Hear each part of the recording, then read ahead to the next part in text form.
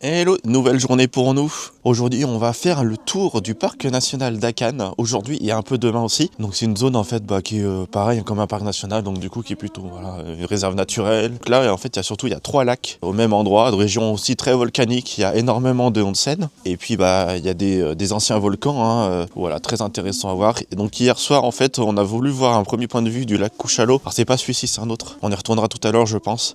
Mais en fait on avait un temps vraiment d'hiver. Enfin on était dans les nuages. On voyait rien du tout.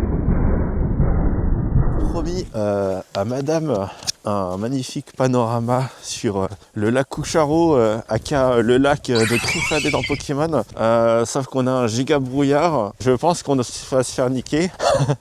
Mais, j'ai l'impression de me faire avoir là. Mais on est dessus. On va quand même y aller pour le fun.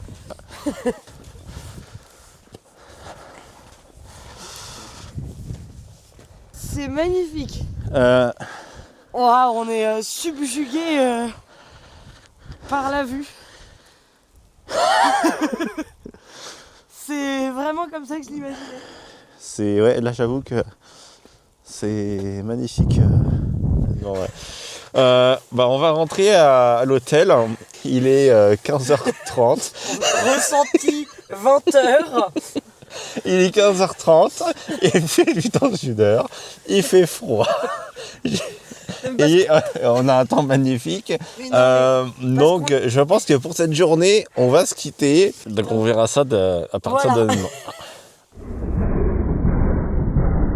Et là du coup on a un peu plus de chance, on n'a pas le ciel bleu mais on voit quand même. Je sais pas si ça rendrait bien la caméra, mais en tout cas avec les yeux, nous on le voit très très bien. Et donc en fait j'ai dit il y a 3 lacs. Et donc là aujourd'hui on est là tout de suite ce matin, on est au lac Machou, le premier des 3 lacs. Les lacs en fait ils ont été formés par des cratères d'anciens supervolcans. Ça c'est un phénomène qui est assez courant où en fait vous aviez un ancien supervolcan qui en fait a fait un très très gros cratère. Au bout d'un moment en fait avec les explosions et tout, il s'est effondré sur lui-même. Et en fait vu que le point chaud géologique il est toujours présent en dessous, en fait vous avez un deuxième cratère qui repousse au milieu du premier qui est plus grand. Et donc là c'est exactement le cas qu'on a pour les 2 lacs qu'on va voir aujourd'hui. Et voilà.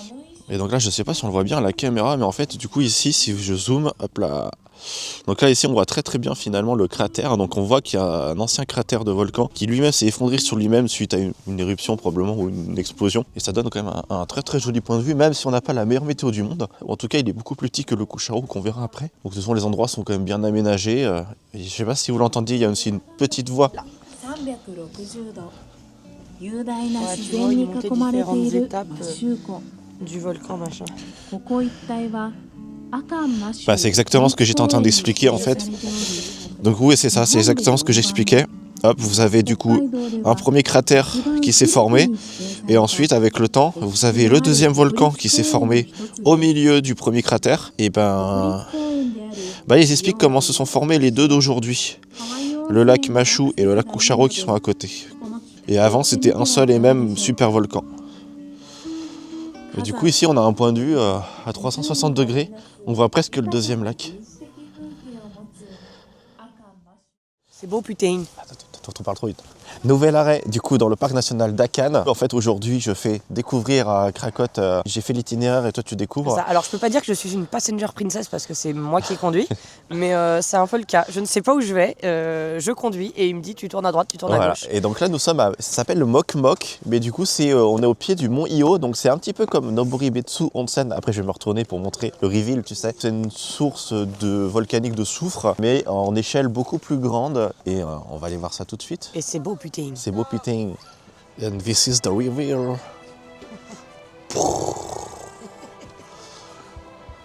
Le mont Io. Il y a quand même apparemment des petits itinéraires de randonnée autour.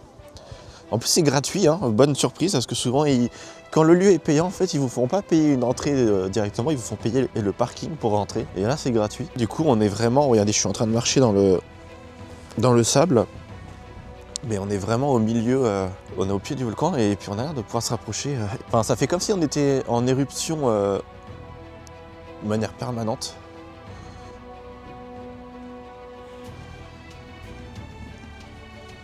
Et puis on a un point de vue sur tout le parc d'Akan.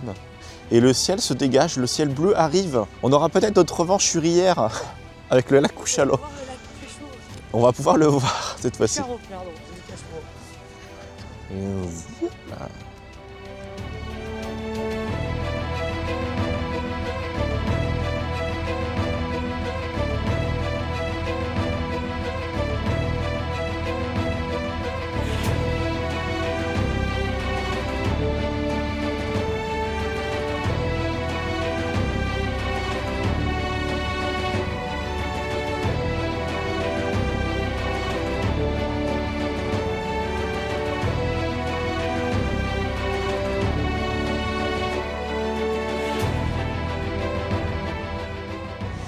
C'est vraiment impressionnant parce qu'on peut vraiment s'y approcher assez près.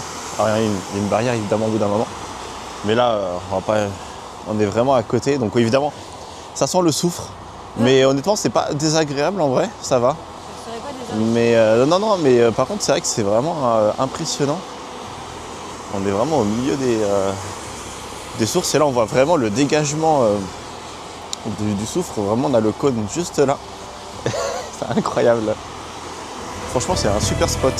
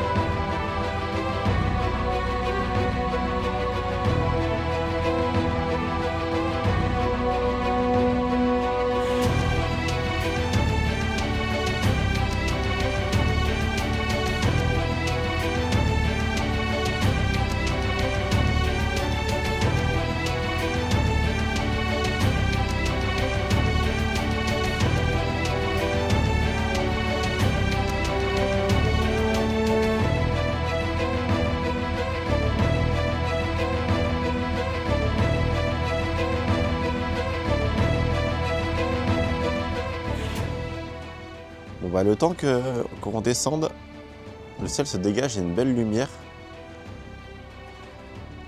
sur le lieu.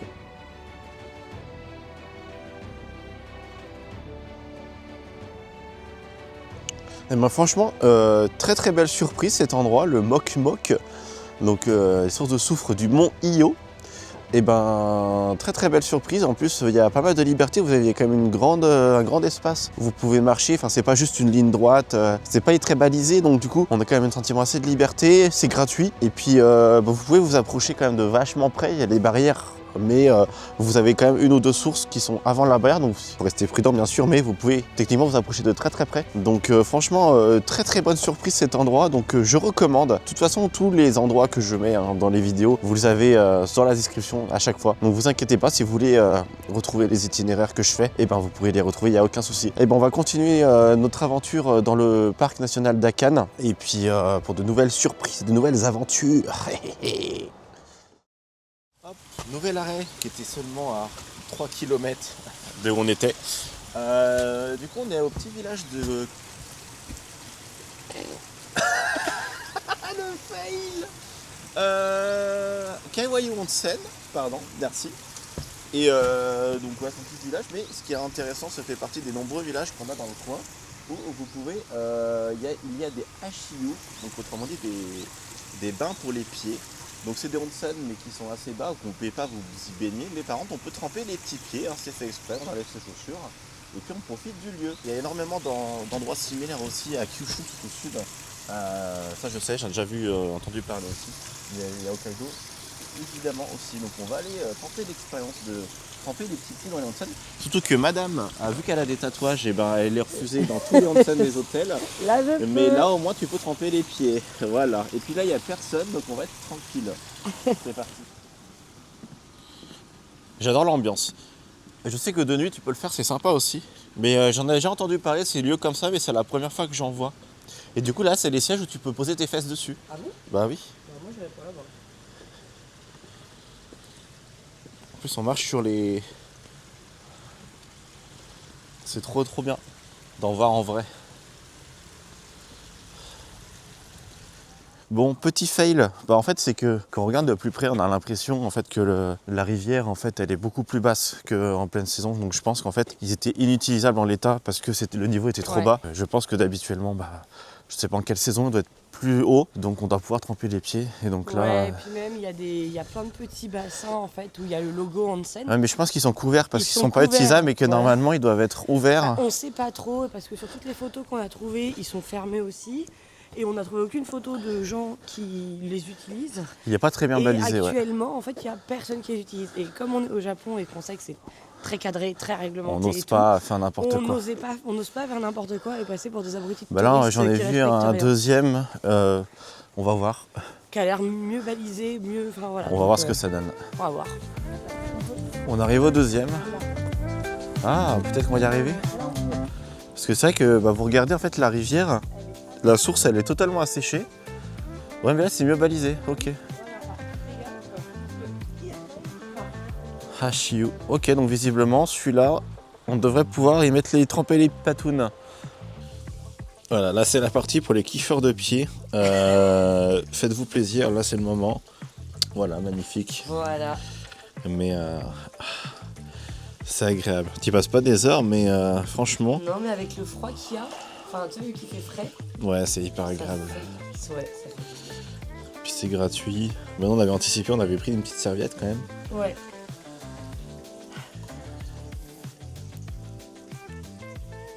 Voilà, mais t'imagines les onsen c'est comme ça, mais J'en ai fait. mais t'es tout nu.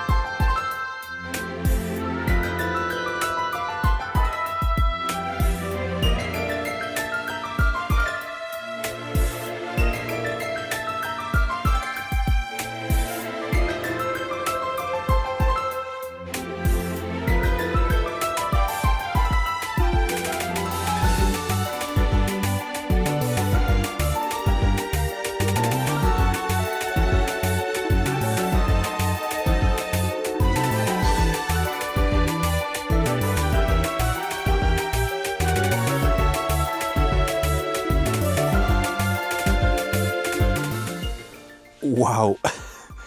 Alors là, je vous ai proposé l'expérience de onsen ultime. Petite pépite trouvée. Alors là, je fais gaffe, on est des salles, il y a des gens qui viennent d'arriver. Vous avez donc du coup un petit onsen qui se trouve au pied du lac Kuchalo. Donc vous avez une source qui doit être à, je pense, environ 35 degrés d'eau chaude qui se déverse directement sur le lac Kuchalo. Donc vous pouvez profiter d'un onsen gratuit, mixte, tatouage autorisé et en pleine nature.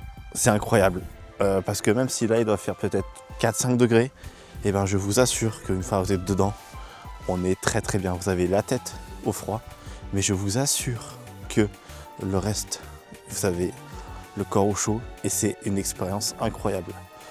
Waouh, je suis très content parce que j'ai déjà fait plusieurs onsen dans des ryokan et tout, mais là, le onsen en pleine nature comme ça, c'est vraiment la première fois que je fais ça. Et c'était vraiment cool, parce que du coup j'ai pu profiter avec madame, parce que quand vous allez dans un ryokan, c'est toujours quasiment systématiquement séparé. Il n'y a quasiment aucun ryokan qui accepte de manière mixte. Et donc là c'est vraiment super.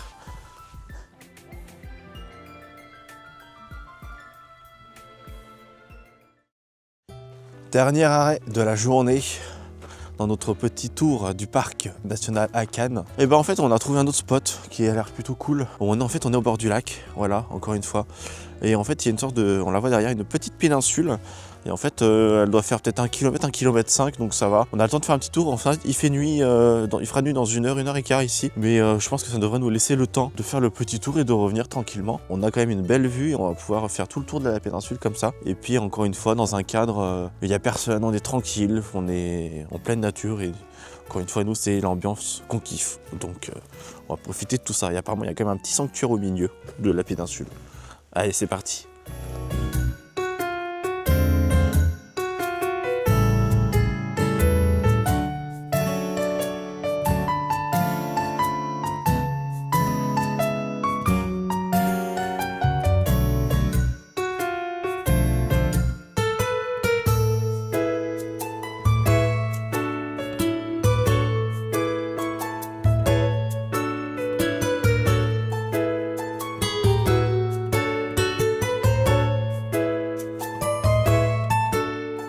péninsule paraît plus grande que ce qu'on avait prévu. Donc en fait, on avait 40 minutes pour le faire avant qu'il fasse nuit. Ça paraît un peu short. Donc du coup, on est revenu sur notre part. On va se contenter du sanctuaire qui est sur l'île, qui est vers l'entrée. Et puis après, on va rentrer parce que étant donné qu'il fait nuit très très tôt, vous voyez, là il est 15h45. Il va faire nuit littéralement dans 20 ou 30 minutes. Donc en fait, on est obligé d'adapter. C'est aussi ça qu'on voyage en hiver, hein, les journées sont plus courtes. Donc là ce soir on va aller rentrer tranquillement à l'hôtel. Et puis demain matin on va partir pour une destination qui est à 1 heure seulement de où on est. Du coup le 3e lac, le lac d'Akan. Et puis nous avons réservé notre 3e ryokan du séjour. Un ryokan qui je pense normalement devrait être le meilleur des 3 ryokan qu'on aura fait, le plus impressionnant. Et je vais essayer de tourner plein de trucs dans le ryokan pour l'expérience, essayer de vous montrer plein de choses. Et puis voilà. Allez, let's go, je vous laisse sur ce sanctuaire.